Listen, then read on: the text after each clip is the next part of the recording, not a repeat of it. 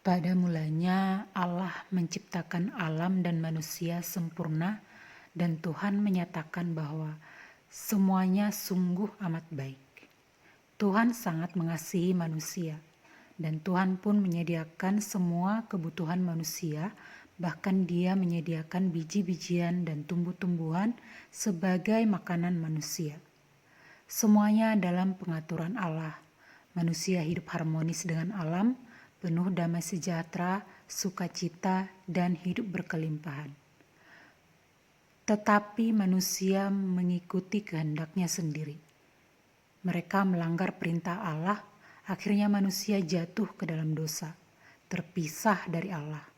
Dunia manusia dikuasai oleh iblis, dipenuhi kejahatan, kemarahan, sakit penyakit, bahkan kematian.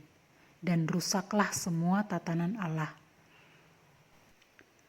Tetapi Tuhan sangat mengasihi manusia ciptaannya. Dia sangat ingin manusia kembali kepada rancangannya semula. Tetapi dosa sudah bersatu dengan manusia ciptaannya, dan keadilannya pun harus dijalankan, yaitu dosa harus dibayar dengan kematian. Untuk itulah Dia datang ke dunia sebagai rupa manusia, untuk menjalankan keadilannya.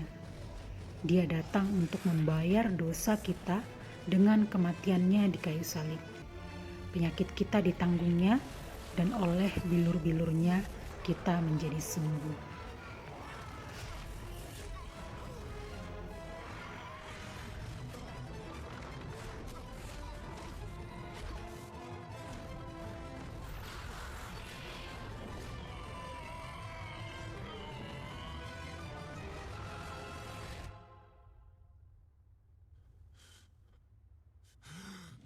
Finished!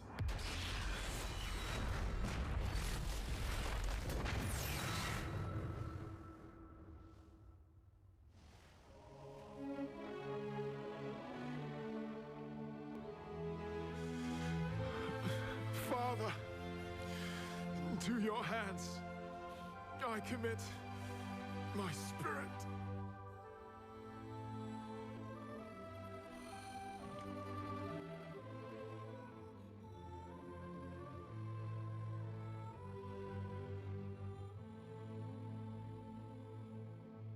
Sekarang manusia boleh bersatu dengan Allah.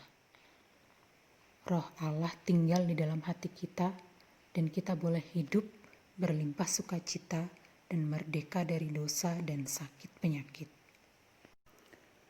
Namun ada kalanya Tuhan mengizinkan sakit penyakit terjadi kepada manusia, walaupun manusia sudah hidup mengasihi Allah. Ayub adalah contoh orang saleh dan baik, tetapi mengalami penderitaan dengan borok menggorogoti seluruh tubuhnya. Tetapi satu hal yang harus diingat ialah Allah tetap pegang kendali.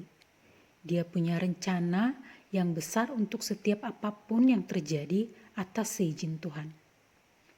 Sakit, penyakit, dan penderitaan memang sudah masuk ke dunia karena dosa. Tetapi ingatlah, Tuhan Yesus juga telah menebus kita di atas kayu salib supaya kita kembali menikmati kasih-Nya.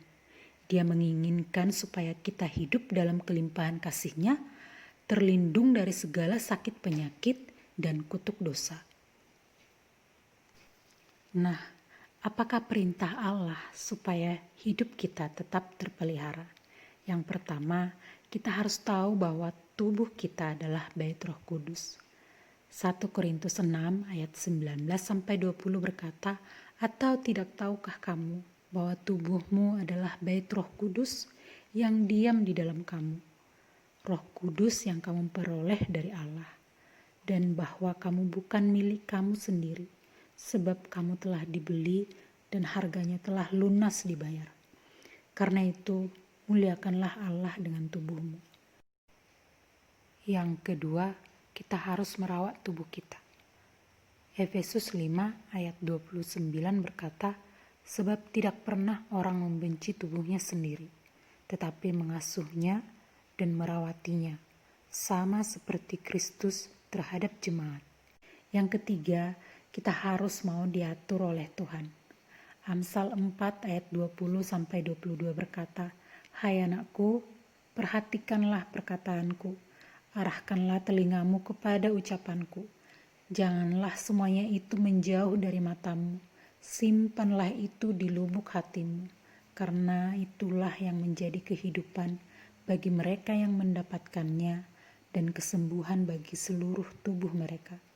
Jagalah hatimu dengan segala kewaspadaan, karena dari sanalah terpancar kehidupan."